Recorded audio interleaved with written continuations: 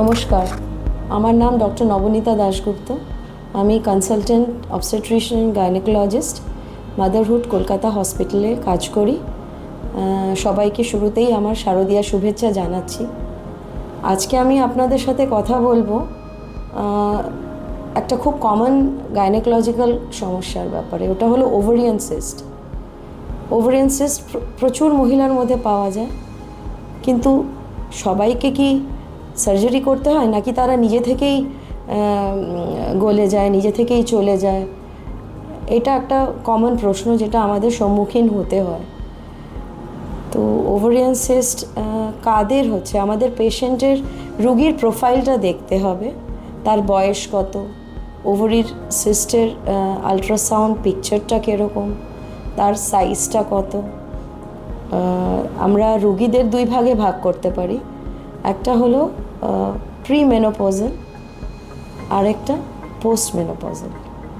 Pre menopausal সময়ে রোগীদের ওভারিটা খুব অ্যাক্টিভ, প্রতি মাসে তাদের ওভিউলেশন হচ্ছে, ওদের সিস্ট হতে পারে, যেগুলোকে আমরা ফাংশনাল সিস্ট বলে থাকি।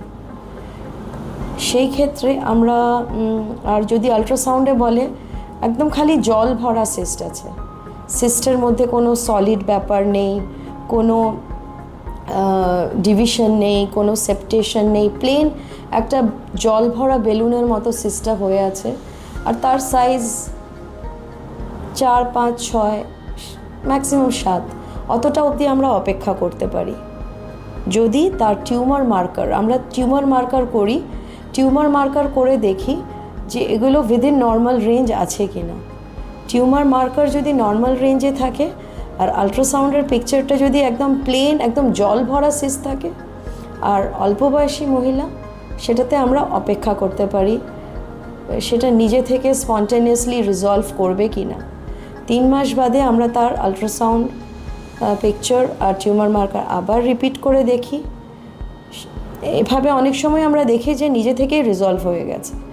কিন্তু যদি এই এজ গ্রুপে সিস্টটা 7 সেন্টিমিটার বা তার উপরে চলে যায়, তাহলে আমাদের কিন্তু সার্জারি করতে হবে। আর যদি এই এজ গ্রুপে যদি আমরা সিস্টের মধ্যে কিছু দেখি যে নোক আছে, মানে মানে হাড্ডি দেখা যাচ্ছে, কিছু ফ্যাটি পার্টিকেল আছে, আর বলা আলট্রাসাউন্ড রেডিওলজিস্ট বলছেন যে এটা ডার্ময়েড সিস্ট, তাহলে কিন্তু এটাকে বাদ দিতে হবে। এই এজ গ্রুপে ডার্ময়েড সিস্ট খুব কমন।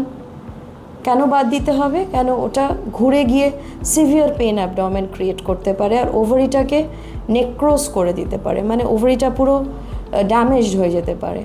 তাই জন্য এই সিস্টের আমাদের সার্জারি লাগবে। কিন্তু plain cyst up to 5-6 centimetre আমাদের সার্জারি করার দরকার নেই, আমরা অপেক্ষা করতে পারি।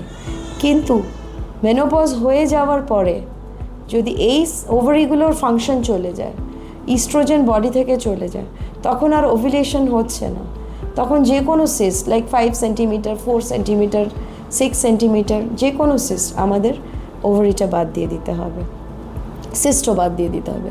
সেখানে আমরা আর ওয়েট অ্যান্ড ওয়াচটা করতে পারবো না। এইটুকুই বলার আমার। সবার পুজো ভালো কাটুক। শুভ শারদীয়া।